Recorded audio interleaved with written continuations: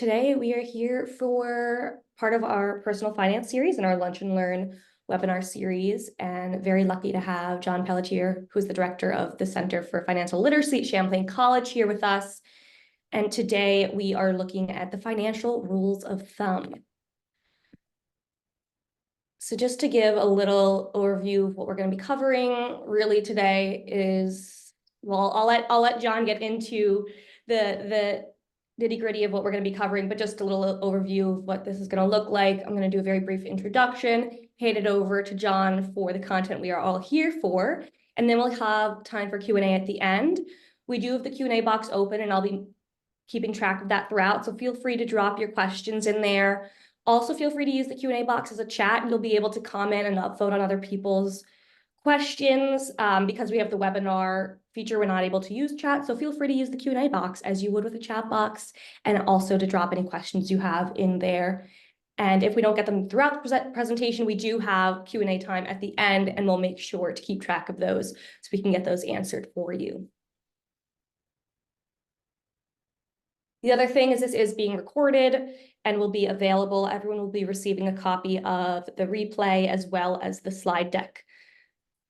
So as I mentioned, we have John here with us today, Director of Center for Financial Literacy at Champlain College.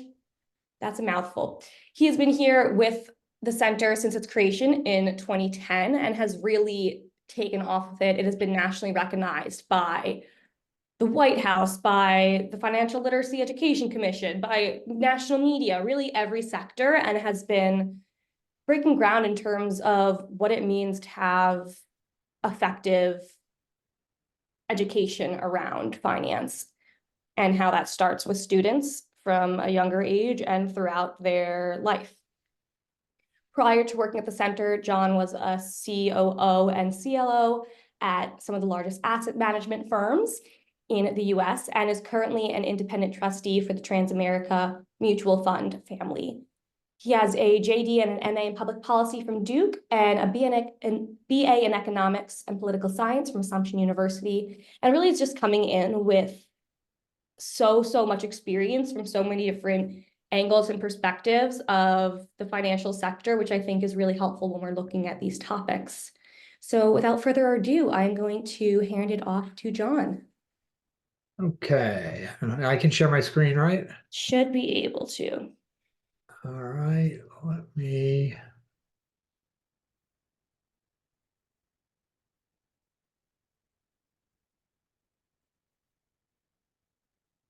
Hopefully I can get there. Sorry for the delay.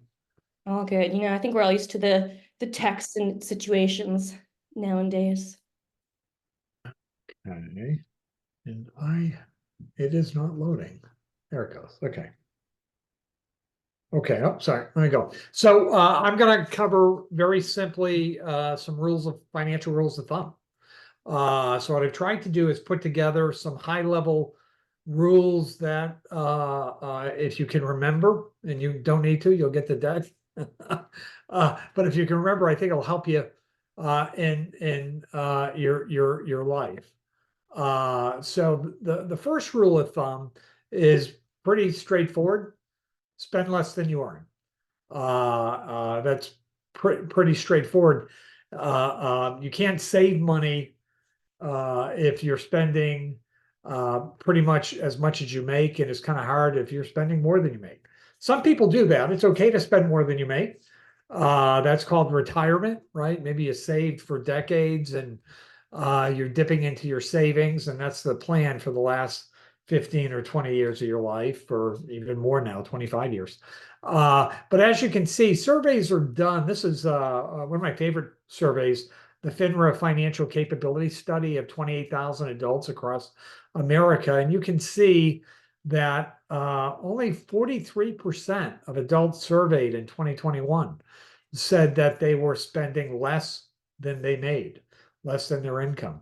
You can't save if you don't spend less than your income.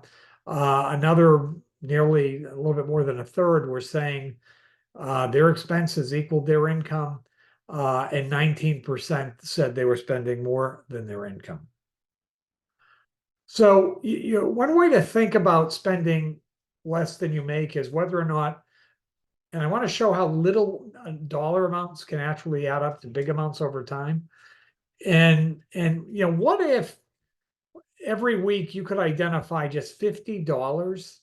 Maybe you don't get the coffee, maybe you don't go to the vending machine at work, you don't buy the lottery ticket, you don't get soda or bottled water, at work, or maybe, you bring a thermos and use what's available at work if they have a place for you to get water.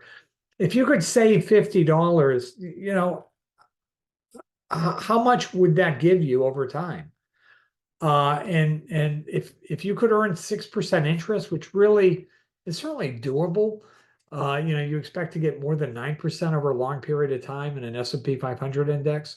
So I'm trying to keep this low. And what is that over 15 years? Well, that's $63,000. If you could take that money and put it into an investing vehicle of some sort. So let's go to rule number two. Rule number two, and this is really a critical rule, is pay yourself first. And basically what that means is before you pay any of your other bills, treat yourself, your future self, like a non-negotiable expense, and put that money into a savings account or an investing account. Maybe it's going into a rainy day fund. Maybe it's savings towards a down payment for a mortgage in a home. Maybe you're putting it away for your children's 529 plan. Maybe it's part of your retirement plan. Maybe you're planning to buy an auto when you need it for a down payment, or you want to take a big trip, or it's a health care savings account savings that you're putting aside. But if you put that money aside, it can help you not only meet future financial goals, but it can really accelerate over time. And these things don't happen overnight. They take years and decades to really kind of grow larger. But you have to start somewhere. So start in that 10 to 20% range and pay your future self. And you'll, I think, be surprised at how that can release day-to-day financial stress in your life if you know you have a cushion you can rely on. Tied to that is rule number three: have an emergency fund. An emergency fund should be fairly liquid savings. So think about like in a savings account, perhaps, or a money market fund, but money you could get your hands on that would cover somewhere between 3 to 6 months of your this essential living expenses, right? So, your mortgage or your rent and your utilities and your automobile transportation payments and things of that nature. And that really gives you a lot of financial protection against maybe you get laid off. Maybe something unexpected happens. You need an auto repair or thing, and you need that car to get to work. A rainy day fund is really quite helpful, and it's a way of getting into debt in those emergency situations that you're your own banker. So I think pretty much every financial advisor out there would definitely tell you you should have an emergency fund for these types of situations. Um, the the fourth rule is either create a budget for yourself that you try to live by, or do what I've done my entire life is what I call the scarcity spending model. And let's start first with kind of a very typical budget. This is one you see a lot of people speak about. It's the 50-30-20 rule. And it's really, you take your gross income or your net income, it really doesn't matter. And you allocate how you're going to spend that money, either your pre-tax or post-tax. It's really the same. Post-tax probably makes the most sense. But 50% of that income should be allocated to necessities, right? So it could be your mortgage or your rent, utilities, you need health insurance, transportation. How am I going to get to and from work. It could be loan minimum payments. Maybe it's minimum payment. Could be a payment on your automobile. Could be a payment on your mortgage. Could be a payment on your credit card debt, your minimum. So all of those types of things, you really want to look at that. It could be childcare costs. What falls into that necessities categories? 20% should be allocated towards savings, but all different types of savings, right? I'm not just saying your 401k account. Some of that can go into your rainy day fund. Some could go into your retirement. Some could go into college savings. Some could go into savings for something special, right? I'm not saying be a monk, save money, go on a fancy trip and reward yourself. But save for it first. Don't put those things on your credit card. And then wants are the things that they're discretionary, right? You don't have to have a gym membership. You don't have to have hobbies. You don't have to go to the movies. You don't have to go outside, go out to eat at restaurants, which is where a lot of people spend really large amounts of money. Think about the subscriptions you have in your life, right? Think it could be Netflix and HBO Max and we're all it could be an Apple Music subscription. We have so many subscriptions in our lives. People actually lose track of them, and those things are kind of charged automatically to your credit card. So that's one way to do it. What's interesting is when surveys have been done of millionaires, 45% of millionaires don't use a budget at all. But the vast majority of those who say, I don't budget, I'm not, I don't budget to that sort of spreadsheet level. What they do is they automate their savings and investments so that these expenditures come out of their checking account immediately. It could be automate your mortgage. It could be automate your 401k payment, automate your 529 payment that you're saving for college. So you do all these automated things, and whatever is left over after you basically pay for necessities is what's available for you if you're being paid biweekly or weekly or monthly for that period of time. What's left over for your wants. So if you live with what's left over in your checking account and never spend beyond that amount, if you automate everything, then and we'll talk about that a little bit more later. That's one way to do it. So I've always focused on getting that money out of my checking account, and I have a mental vision that once it's out of that debit and checking account, I can't spend it. It's got to be a break the glass moment to go in and touch that money. And by moving that into another account or multiple accounts, I'm creating an artificial scarcity of funds available to me, and I'm making sure I'm keeping money set aside for my future self. And that can be a little bit easier and less complex for people to do than a complex spreadsheet budgeting. They both work, but you should really consider picking one of those. So rule number 5 is really avoiding lifestyle inflation. I think it was Will Rogers that said, we're spending money on things we don't need to impress people we don't like.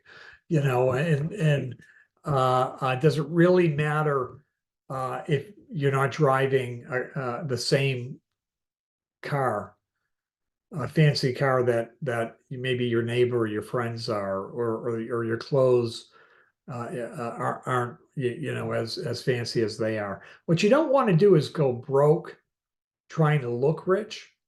I was at an event in Denver last week where Michelle Singletary, who's a columnist for the Washington Post, she has a syndicated personal finance column across the country. I really like her stuff. Anyway, she was at the event. We were talking, and she really focuses on getting people to act their wage and just be realistic and and don't worry what other people think. One of the interesting things about survey, a giant survey about 12,000 people that Dave Ramsey did of financial millionaires, people with investable net worth of over $1 million, was 7%, only 7% of them said they cared about trying to keep up with their friends and neighbors with their spending. 93% couldn't care less what their neighbors thought about them in terms of whether they had fancy things. So you want to keep your spending consistent with your wages. And when your wages grow, that's a great time to put more money into savings. So if you get a raise, right? Let's say you get a 7% raise. Yeah, I can tell you what I've done through life is I try to allocate 50% of my raise into savings vehicles and investing vehicles. I still got a raise of say 3.5%.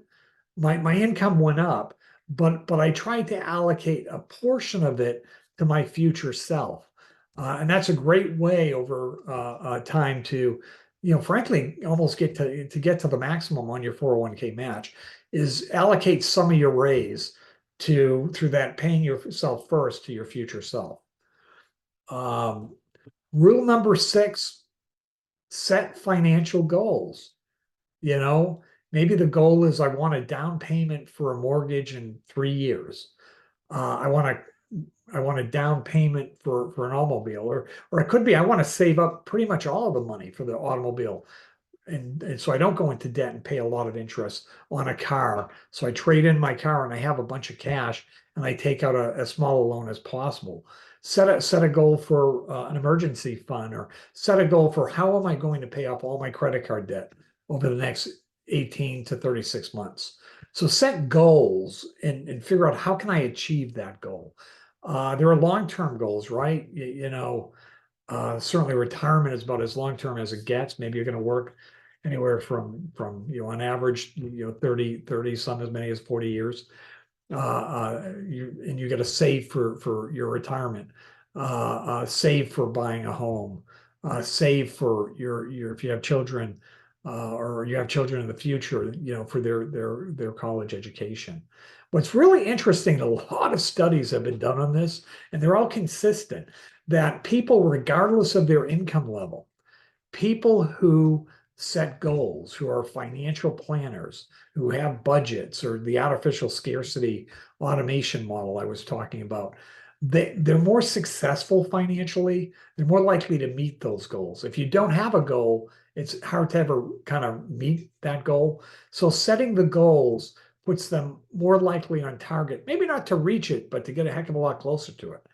And they feel better about their financial situation than those that don't plan. And we'll talk about that. And that's really tied to another rule at the very end.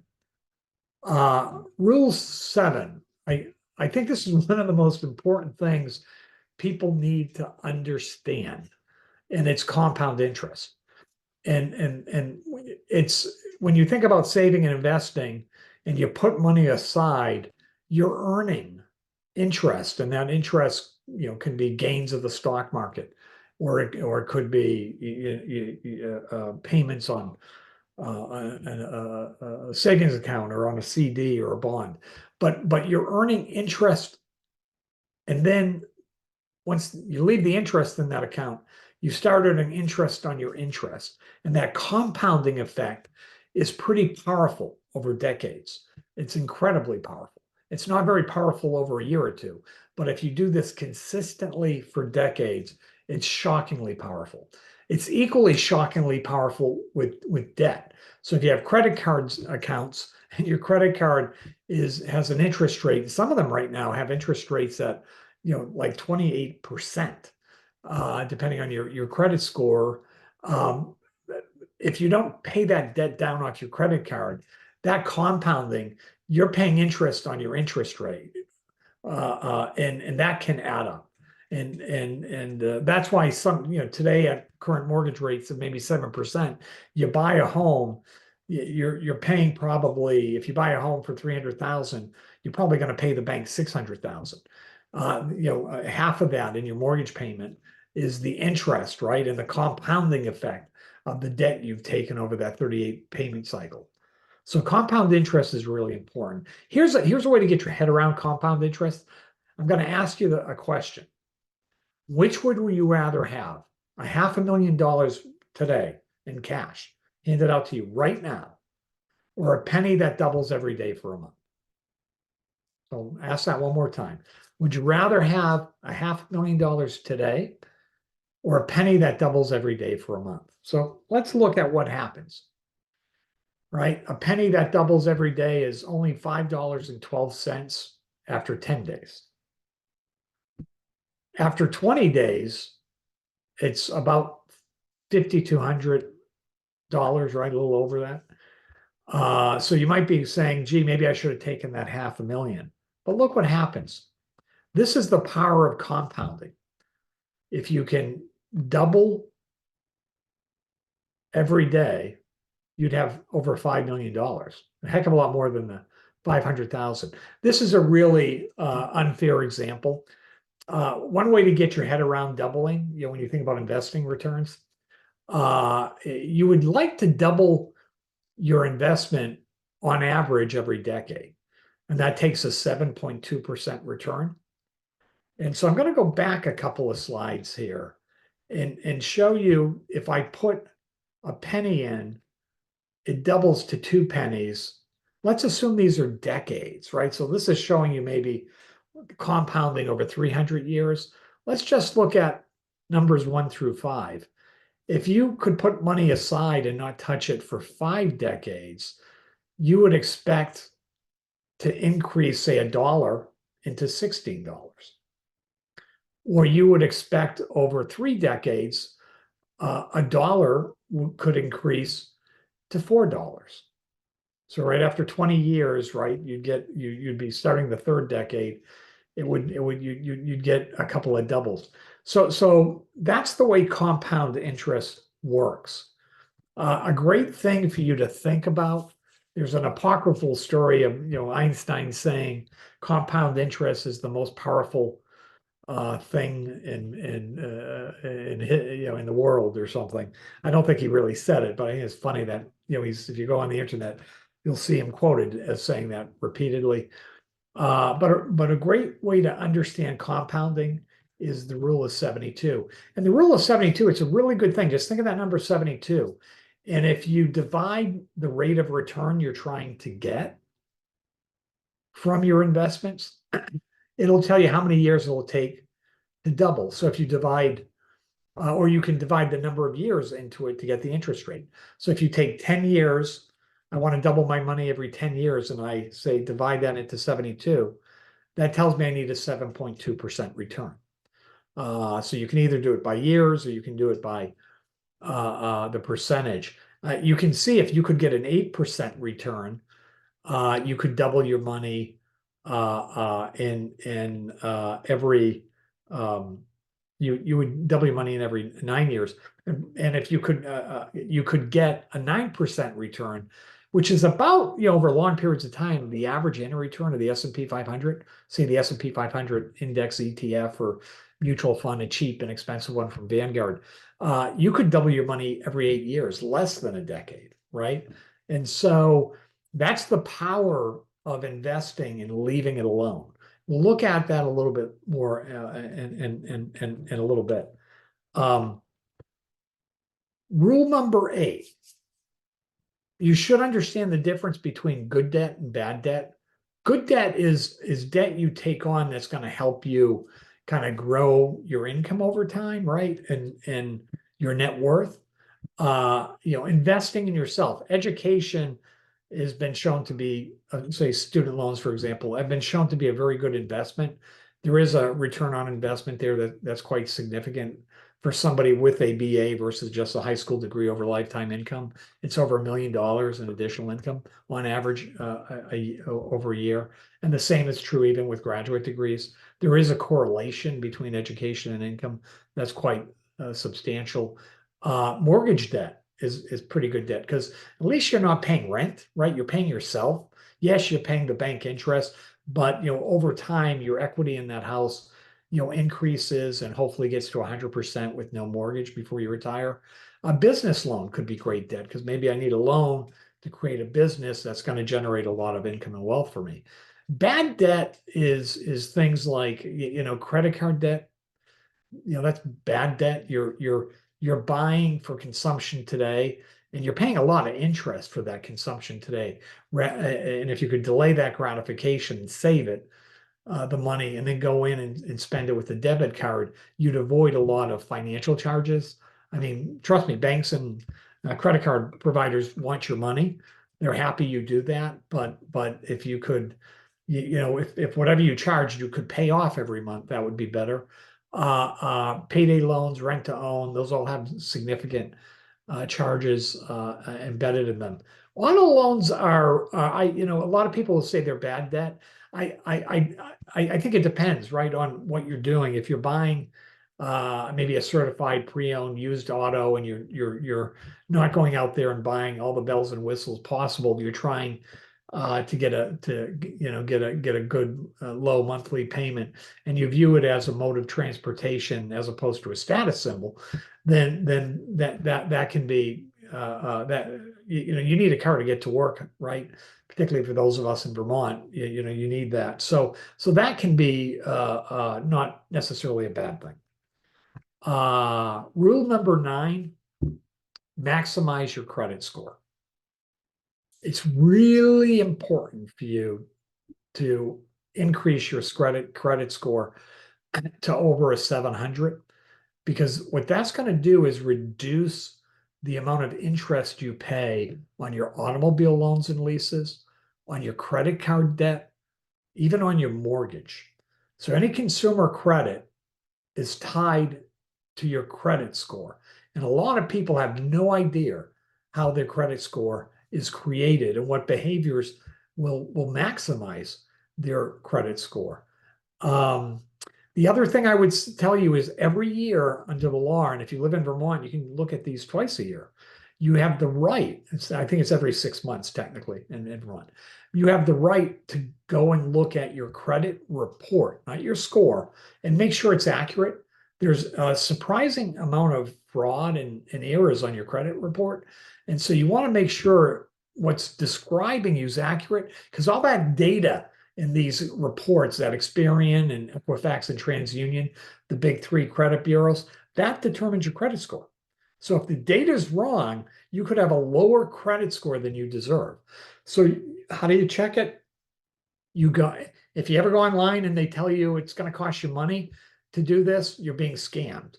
The Federal Trade Commission, the FTC, controls a website called annualcreditreport.com.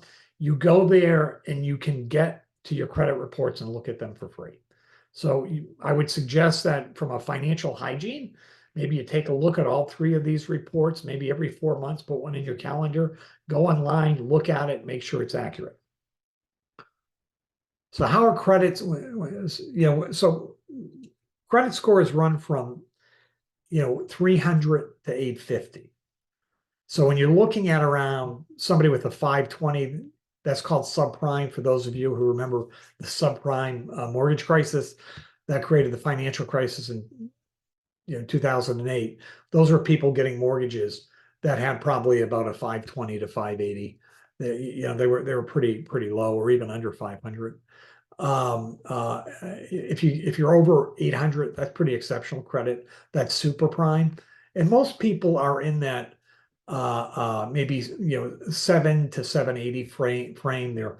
They're in that good to very good, and you definitely want to stay around that 7% range. So how is the FICO score calculated? Biggest chunk of it is your payment history. Do you pay your bills on time? FICO is literally just measuring, are you a good credit risk? Are you going to pay your bills back? And the credit mix, having not just credit cards, but an automobile loan and a mortgage, the credit mix can help you. The length of your credit history. If you have a credit card and you're thinking maybe I'm going to get rid of it, but it's the one you got when you were 22 years old, you might want to hold on to it and use it every once in a while, a couple times a year, because that's your longest credit. And if you've been good with that credit card, it's good to have on your record. Getting new credit can reduce So if you apply for a new credit card, say a store that's offering a deal, you're going to get 20% off. That'll reduce your credit score for some period of time, at least 6 months. The other thing you want to look at is amounts owed. So if you don't want to spend more on consumer credit, like credit cards, you don't want to spend much more than 30% of what's available. So the example I have in the slide is if you have a $6,000 credit limit on a credit card, you don't want to have more than 1,800 on that card a month. The higher you go, once you get above 30% of your outstanding consumer credit, your credit score will drop. And it can change quickly once you pay off the card. But your credit score will fluctuate a great deal based on this consumer credit. So why is this important? There's this great little thing you can look at. It's credit.com has this lifetime cost of credit calculator. And I just use this. If you have a 25-year-old female living in Vermont who has a mortgage based on the average cost of a home of about 342,000, a 30-year fixed at a 4.5% rate, which is frankly a great rate. It's much higher now. It's closer to maybe 6.5. 30-year fixed has every 7 years gets an automobile loan at 18,000 at a 6% rate. Has the average credit card debt that's outstanding in our state 5,700 and is making 170 monthly payment with no new charges at a 15% rate. Again, these are all low rates. You can see the difference because each of these debts will be charged based on your credit score. So somebody with an excellent credit score, when you run the numbers, is going to make 240,000 in lifetime payments to, basically banking institutions, financial institutions on interest. Whereas somebody with bad credit, so bad they're just good enough to get credit, they're almost up to $500,000. That's $250,000 difference in this example. So this really matters. So I know I'm spending a lot of time on this one. I'll pick up the speed, but this is really an important one for you to understand. Rule number 10, pay your credit cards off full each month. I would strongly suggest, if you have a lot of credit card debt, try and pay that down to zero. And then, if you don't have the money in your checking account, don't charge it. I mean, unless it's an emergency, you're creating a high interest rate for you to pay to financial institutions. Today, I just went online earlier this week to see what a Capital One Venture Rewards card would charge, and the rate for somebody with really good credit is almost 20%. For somebody with really bad credit, it's almost 30%. So that's the difference between the 19.99 and the 29.99 APR. And it's variable, right, based on what interest rates are doing. And it's gone up. We're at very high rates for credit card debt right now. So really don't make a purchase with a credit card unless you can pay it off quickly, because this stuff adds up. I mean, if you're sitting at about a 30% annual interest rate and you're only making the monthly payments, you're going to be paying a lot of interest for that new, laptop you bought or whatever you buy on credit, or the vacation you took. So really think about it, because it's a much bigger cost. The cost of credit is much higher than people think. Avoid high interest debt. That's obviously analogous to what we were talking to before. If you have good credit scores, you can avoid some of that. You'll have more reasonable debt, but really try to avoid that. And again, a lot of people get into trouble with credit card debt. Credit card debt is a real killer and a cause of a lot of bankruptcies in America today. So that's one you really want to get a handle on. The rule of thumb set by the Housing and Urban Development years ago is you want to keep your cost of rent or your mortgage, your housing costs. What does it cost me to stay in this house? And that includes utilities and insurance and all that. You'd like that number to stay below 30%. That's kind of hard right now. Rents are high, and homes cost a lot if you recently bought a house and interest rates are high. But you really want to do that. And you can see that 50% of renters out there are spending more than 30% right now in America. And the same is true for people to a lesser extent, 24% of homeowners. But you really want to try to keep that down because it's kind of hard to save money if you go much above that. And this is a number that banks look at. So when you go for a mortgage, if it's much more than 30%, you can definitely have problems there. Uh, Another rule 13, automate your finances. We talked about automating earlier, right? In that creating artificial scarcity budget model I talked about. It's if you want to get more information on this for your own life, how you can do this, how can you automate things? I highly recommend David Bach's book, The Automatic Millionaire. I think you can get the paperback version on Amazon for less than $10. It's a great book. It's an easy read. And I think it gives you some good advice on how to automate your savings, how to automate your investing.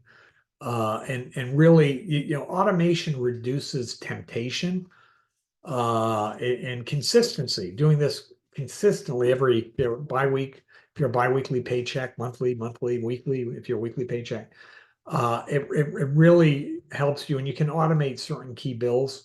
So whatever's left over, that's what I got to live off of to my next pay cycle. It's a great way of doing this. And he's got some other ideas of how you might have a mortgage that allows you to make two payments a month. If you could pay two payments a month, not the same payment, but split your payment in two, just doing that could reduce dramatically your interest over the 30-year cycle of a mortgage. So highly recommend this book if you're interested in that automating your finances concept. We did have one question come in when you're referring to the housing costs. They said, are we including property tax? Yeah, it's everything. Yeah, and that's expensive, isn't it? Yeah, unfortunately, and it's harder, right? In high cost states like Vermont, and California and Hawaii, and the higher your rental cost is, you're going to have more and more percentage of people who are exceeding that. It's a rule of thumb, right? It's a guide. It's not a mandate. Many people are above it. And it maybe a better to think about it as a goal than a necessary requirement. Rule 14, invest early and consistently. Warren Buffett started investing when he was 12. The book that he authorized and worked with a writer on his life was called The Snowball. And that's a term that a lot of people use in investing. And investing is like a snowball. It starts out small, but because of that compounding effect, the snowball gets bigger over time, over decades. He's over 92 now, so he's been investing for 8 decades. So he's had some pretty significant doubles in his life. Part of the reason he's so wealthy is he started investing very, very young. And Berkshire Hathaway is basically kind of an investing vehicle. The company invests in other companies, and so he's successful at picking the companies, and they've grown, and his wealth has grown to be he's one of the probably top 5 wealthiest people in America today. But that's how you leverage compound interest in investing. Is the earlier you start, the better. So here's an example. Let's assume grandma says to a 22-year-old, I want you to promise me I'm going to give you $10,000. You're going to put it into a Roth IRA. You're going to invest it in an S&P 500 fund and not touch it for decades until you retire. Well, 10,000, what's it become if you could double? Remember, doubling is 7.2% return. Over a long periods of time, the S&P has returned over 9%. So I'm giving you a lowball example here. How big can 10,000 grow by the time you retire? Probably not significantly. Well, actually, by 62, it's 160,000. By 72, it's 320,000. So if you didn't touch it to your 72, the $10,000, the initial investment, the principal is 10,000. The 310,000 is compound interest. That's how you want to get your head around it. Here's another example. So, let's look at a 30-year investment horizon for retirement. And so Jane puts 3,000 a year into her IRA or 401k account for 8 years. So all she puts in is $24,000, and she stops and never puts another penny in. John, he starts a little bit later, right? And he doesn't put anything aside in those first 8 years of working life. And so he throws money in on he starts investing after 20 in the 22nd year. So for 22 years, he consistently puts 3,000 a year. So he's saved $66,000. She has saved $24,000. Assuming an 8% annual return, who has more money at the end of 30 years? Jane will have 218,000. Her original investment of 24,000 is only 11% of the total account value. John will have 142,000. He'll have less because he had less years. She compounded over the entire 30. He compounded over 22. That's the cost of 8 years. That is just math. So the sooner the better. So when people say I'm going to pay off this bill and that bill and my student loans before I start saving for 401k, I would say, no, try and do both. Put even small amounts is better than putting nothing into your retirement funds. Do it early because it's going to compound for you, particularly if you're in your 20s or 30s, you have decades. Don't start doing this in your 40s. You don't have enough time to catch up. If you could save $10 a day, 70 days a week, $70 a day at age 25, how much would you have at age 65? Well, again, if that would be $3,650 a year, 10 bucks a day. At 8% interest rate, you're a millionaire. Because it starts so early. Small numbers, the number gets bigger. You wait a decade, it's a much bigger number. It's not a $10 number. Rule number 15, what you hear from every financial planner is that with Social Security, you can expect that to cover 25 to 30% of your pre-retirement income. I mean, it's a help. It's not you need the rest. You want to have about a 70 to 80% replacement ratio of your pre-retirement income. So you need to put money into your 401k. And the right number to shoot for is 15%. That includes an employer match, by the way. So if an employer is giving you a 5% match, then you put in 10, they put in 5, you're there.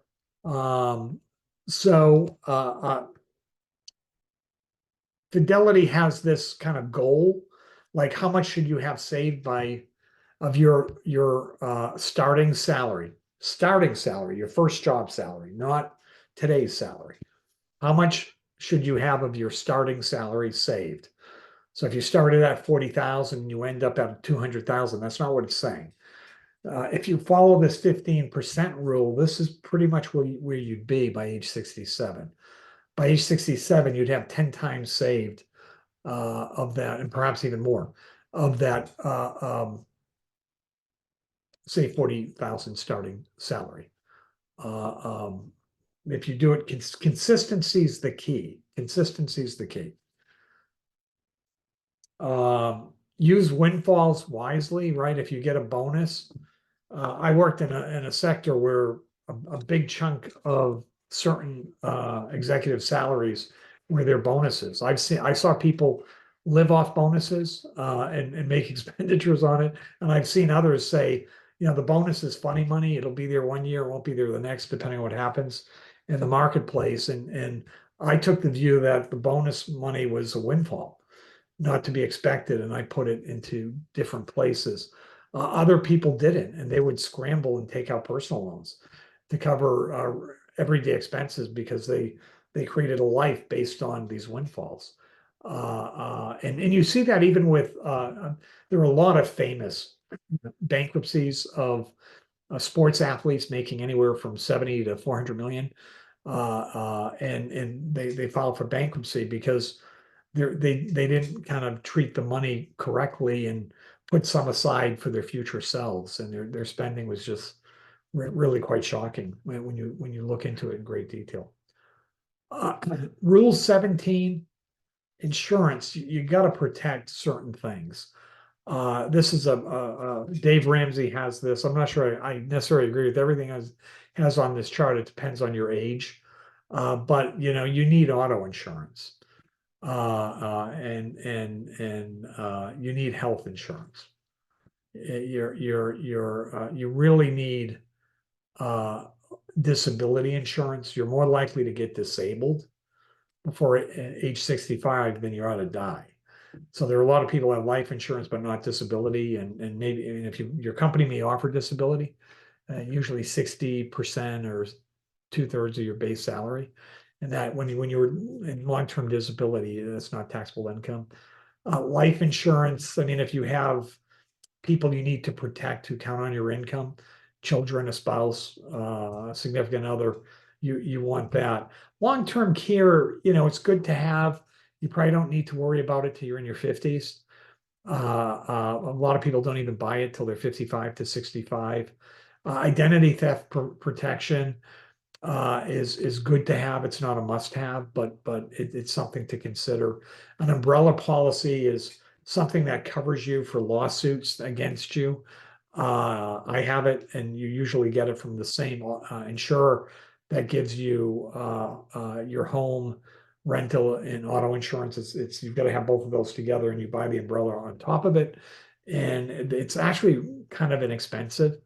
And something you know, folks may have to, particularly as they get older and they want to protect their money from an accident, or you know, you could get into trouble if your kids, while you're not home, have a party and somebody gets drunk and they go out and somebody gets in an automobile accident or things like that. That's what an umbrella can help you with.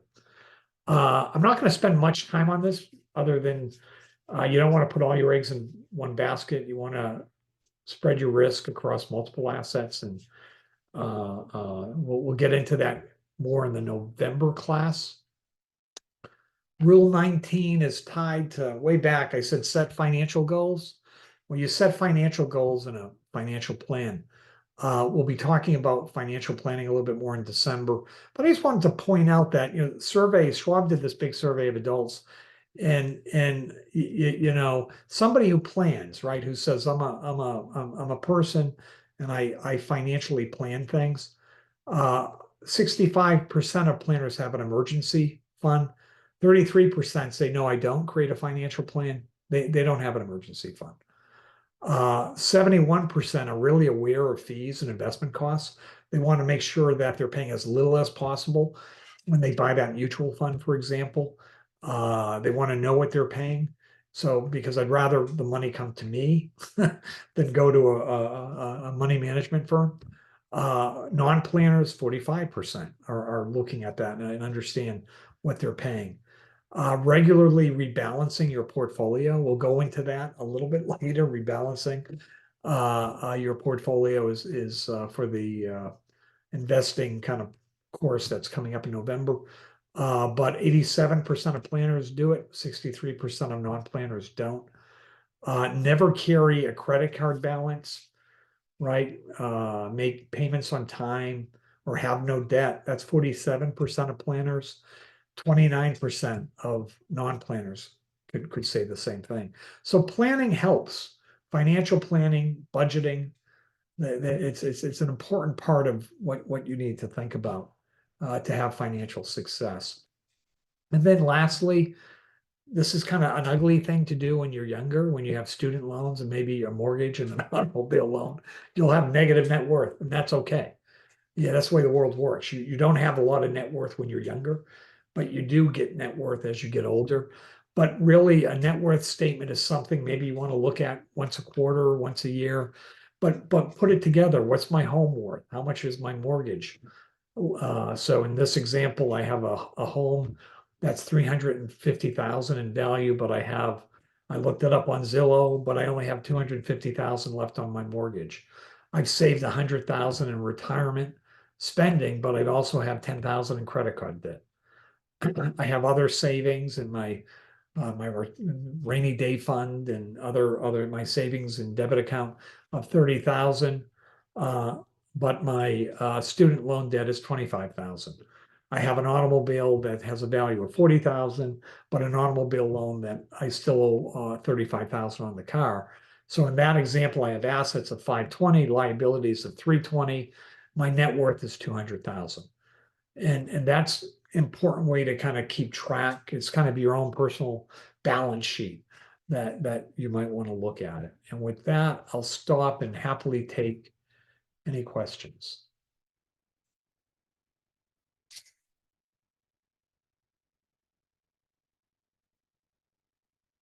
And people can either drop questions in the Q&A box, or if you'd rather speak your question, you're welcome to unmute yourself as well.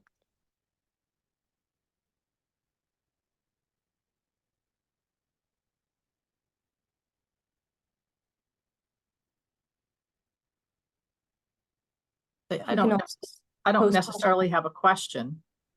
I've gone through Dave Ramsey's class and been a long time financial kind of person.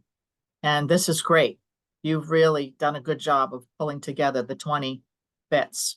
So thank you for that. Yeah, Dave Ramsey's wonderful. Certainly I was at a dinner the other night with some young men who, they're in their early 20s who were telling me that Dave Ramsey, his show is always on their TV every night. And that kind of made me smile. Dave Ramsey has helped an awful lot of people, including himself. He's probably worth $500 million. But I don't begrudge him that. Good for him. He's doing really good work and helping a lot of people. So yeah, that's another thing is there's a whole ecosystem, whether it's books like the David Bach book I mentioned, or listening to Dave Ramsey's podcast or watching his show. There's an ecosystem out there where you can listen to these people on a regular basis, and they can. I think there are some individuals where they help them stay on the right financial path. They're good constant reminders of the financial hygiene that you need. Any other questions or comments?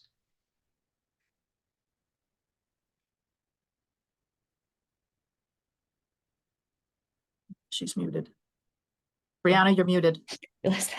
So I just had a question that came in. They were asking about the slide deck, and that will be shared with everyone shortly after the webinar.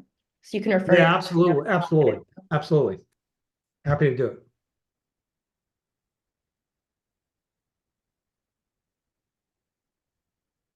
Oh, we have another question that came in. Any advice for someone who is carrying a lot of credit card debt? What should I look at for options? Yeah, so Dave Ramsey. So there are two ways of looking at it. Dave Ramsey's recommendation would be different than others who just are using green eye shades, like as an accountant. I actually think his method can help people more. So Dave Ramsey would tell you, regardless of the interest rate on the debt, to focus on the smallest outstanding debt first. So, you might have one credit card with 5,000, but one with 1,000. He would tell you to pay off the 1,000 first, to just really focus on the smallest first. So you can say, look, I have 4 credit cards with outstanding debt, pay that one down. And it's a win. It's a mental win. Now I'm down to 3 credit cards. Somebody else, if they were looking at it in terms of what's the way to make sure you pay the least interest to a financial institution, they would tell you to create a spreadsheet based on the interest rate of each card and pay your highest interest rate card first, which could also be the one that has like the most debt, $6,000, let's say. And that can be pretty problematic because it could take you a long time to pay off the card with the most debt.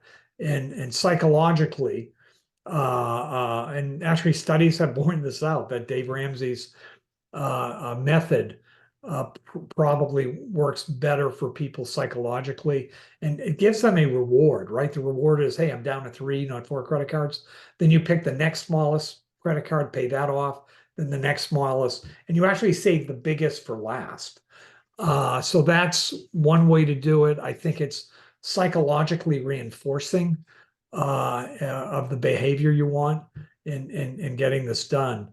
And really, that requires you to take a hard look at your spending and figure out what can you cut so you can pay down more. What can you stop doing? Can you stop going out?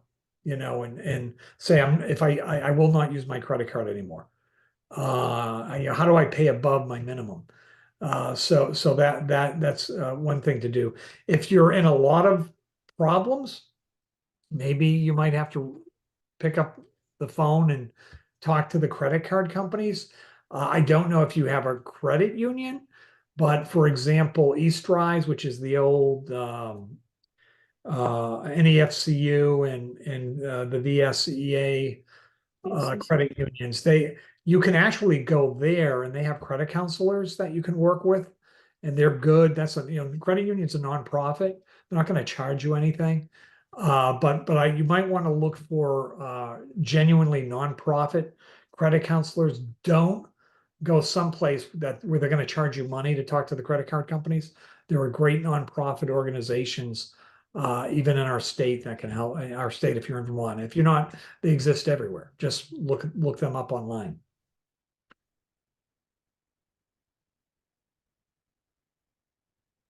That's great. Thank you.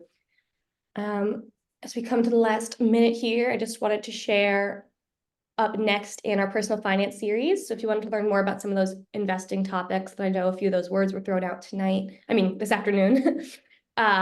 We have key investing concepts coming up November 7th. And then after that, kind of bringing together everything from the previous 3 webinars we'll have had for the series to create your personal finance plan, which will be coming up December 5th.